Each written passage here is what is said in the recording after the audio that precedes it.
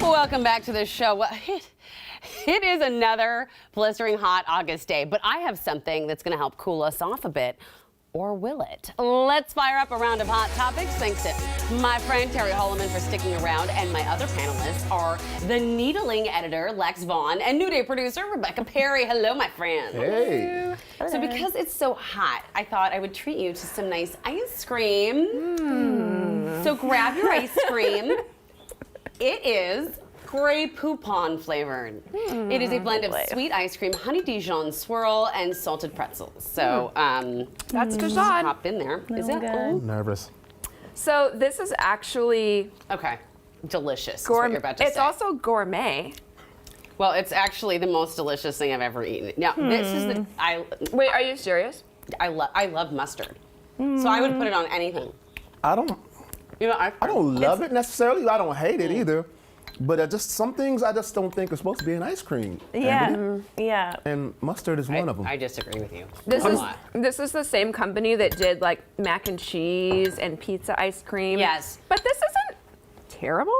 Now, Van Leeuwen, that is the company who did this, and they did the mac and cheese ice cream that we tried. Van Leeuwen, I mean, I love our local Salt and Straw, but Van Leeuwen makes an incredible ice cream. They do the best things. I mean, it wasn't quite as good as the Grey Poupon wine we tried. Oh my goodness, I missed that day? No. Yeah, you missed that day. I'm like, I wish it wasn't empty, but it was because we drank it.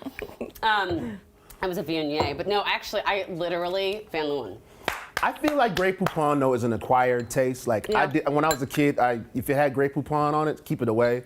And now I kind of, every now and again, I'll get a hankering for some Grey Poupon on my sandwich, but I hear you. not on my ice cream. I'm still not old enough or sophisticated enough for Grey Poupon. Lex, you've been silent over there. What do you think? I have a mixed review. It's like I'm surprised by how it mixes. It's basically like a caramel mustard in there, which kind of makes it work. But I gotta stop eating this. But it's still weird. It's still weird. I think it's basically like frozen aioli with some extra sugar in it. Not for me. You can get it at Walmart, by the way. Really? That's good to know because I'm going to be getting some. I'm not even supposed to be eating ice cream. You want mine? But I do. I can save it for you for Pass later. it over. All right, thank you. All right, well, Lex, it's so nice. It's our first time we're meeting, first time having you on the show, and we are actually huge fans of the Needling. How do you describe it to people who ask you about what you do?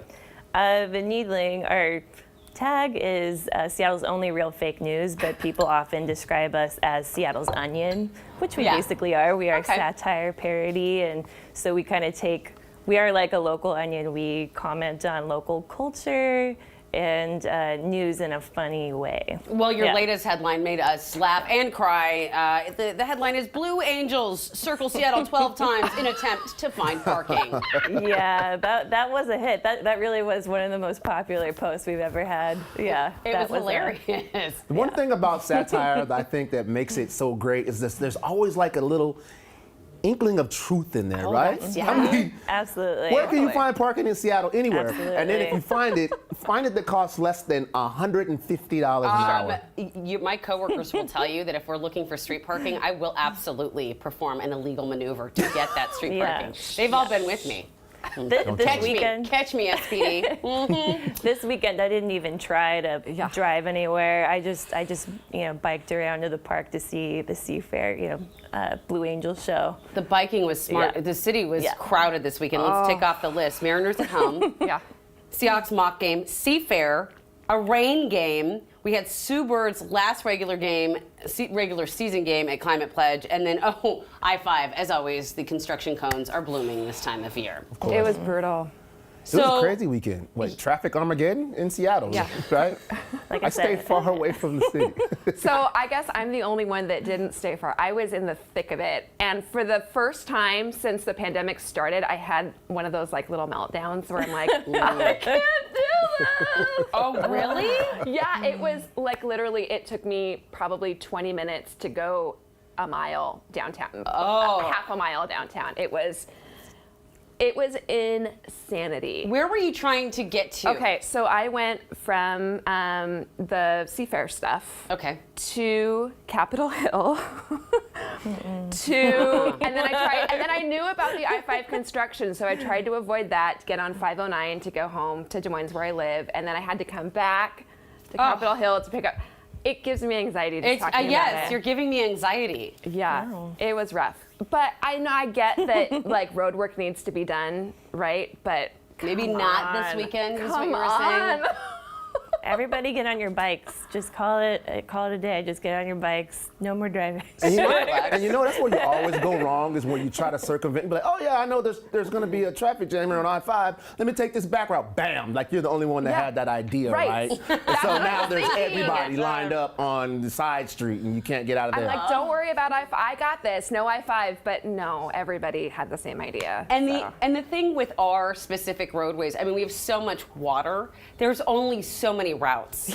So when it's jammed, and there's nothing you can do about it. I mean, I love it, but I would rather just wait in my backyard to see the Blue Angels fly. I know Seattle has like an LA rivalry, but like we got to build some LA skills here. I think it's time. Here's the if you're gonna be in the car, you gotta like figure out your routes. This is the way it's gonna be. You know, if you're gonna drive your car, that's the life you're gonna live. One of my routes to work I call the secret passageway.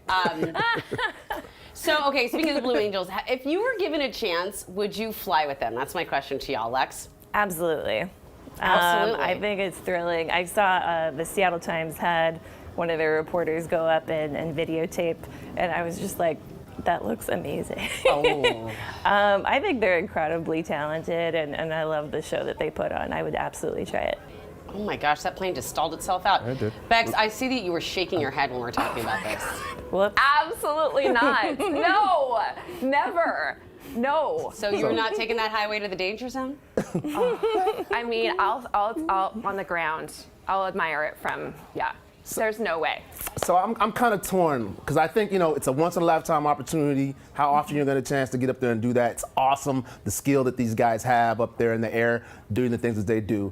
But on the other hand, one of my close friends, Marcus Trufant, went up with the Blue Angels when he was the king of Seafair a couple years ago. And they had a videotape of it. And the G-forces that have you up there in the plane, so I watched him go like this. I'm going. And he went to sleep. Oh, he passed out? Yeah, he passed out. So that kind of deterred me from wanting to take that once in a lifetime experience. Did he get sick? He didn't throw up. He just passed out. I just watched him, slump. It happens a lot. My second story ever as a reporter, many, many moons ago, I went up in a fighter jet. It was an old Russian training fighter jet. And that was fun. But I was so much younger then, and I feel like now because I get so dizzy. Yeah. Do y'all get dizzy easily now? Oh, yeah. Oh, yeah. Like if I get up too fast, I'm like, whoop. Don't do it. You okay? Are you okay, Emma? Look, take your time. Wait a minute. Take your time. I need it. Yeah, I don't do like amusement parks and roller coasters and stuff like that. I used to be like, let's do it 18 times in a row. Yeah. Now I'm like, nah, I'm cool. I'll watch from down here. I went on one of those there was a little fair the other day, and I took my kids, and I went on one of those spinning rides. Guys like, oh, you can go on for free. And as soon as it started I closed my eyes and held on, because I am going to, anxiety and bile rising in me. Please be over. That's what you were thinking. Yes. But you gotta step up for exciting things. I haven't been in a Blue Angels jet, but I have been in this old World War II plane that comes around Seattle once a year or something. And at first I didn't want to do it. It was for a story I was working on. And I was like, but then I did it anyway because it was gorgeous. But it wasn't going at a G speed. No, it was absolutely That's wasn't. not a thing. Yeah. And upside down. It was just a rickety World War II plane. It was another kind of risk. Another kind of risk. Oh my gosh, I cannot even with you guys. All right, hey, listen, will you all stick around for one more round? Sure. Okay, I promise there'll be no more mustard ice cream. For you, but for me, for sure.